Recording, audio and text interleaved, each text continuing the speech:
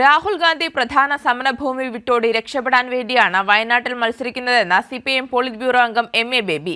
ബി.ജെ.പിക്ക് ശക്തിയില്ലാത്ത വയനാട്ടിലെ രാഹുലിന്റെ മത്സരം രാഷ്ട്രീയ സമരത്തിന് താൻ സന്നദ്ധമല്ല എന്ന സന്ദേശമാണ് കൊടുക്കുന്നതെന്നും എം.എ. ബേബി പറഞ്ഞു. പത്തനംതിട്ടയിൽ LDF പാർലമെന്റ് മണ്ഡലം കൺവെൻഷൻ ഉദ്ഘാടനം ചെയ്ത് സംസാരിക്കുകയായിരുന്നു അദ്ദേഹം. ഉത്തരേന്ത്യയിൽ മോദിക്കെതിരെ മുന്നിൽ നിന്ന് നയിക്കേണ്ട നേതാവാണ് രാഹുൽ ഗാന്ധി. വയനാട്ടിലെ രാഹുലിന്റെ സ്ഥാനാർത്ഥിത്വം പ്രധാന സമരഭൂമി വിട്ടോടലാണെന്ന് CPIM പോളിറ്റ് ബ്യൂറോ അംഗം എം.എ. ബേബി.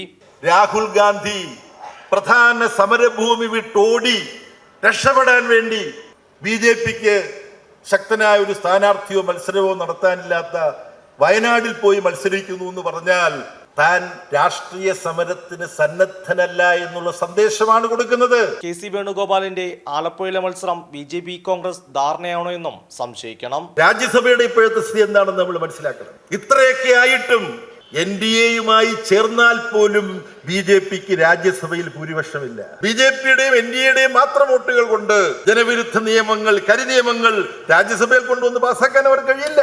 അപ്പൊ അവിടെ ഭൂരിപക്ഷം ഉണ്ടാക്കാൻ അവർ ഓരോ സീറ്റും പിടിച്ചെടുക്കാൻ വേണ്ടി ശ്രമിച്ചുകൊണ്ടിരിക്കുമ്പോഴാണ് നമ്മുടെ KC വേണുഗോപാൽ എന്തെങ്കിലും ഡീലാണോ? ഞാൻ അത്ഭുതപ്പെടുകയാണ്. എന്താണ് ഈ തീരുമാനം? ആലപ്പുഴയിലെ മതേതര ബോധമുള്ള വോട്ടർമാർ ഇതൊക്കെ മനസ്സിലാക്കിക്കൊണ്ട് തന്നെ AM ആരിഫിന്റെ ഭൂരിപക്ഷം വർദ്ധിപ്പിക്കും.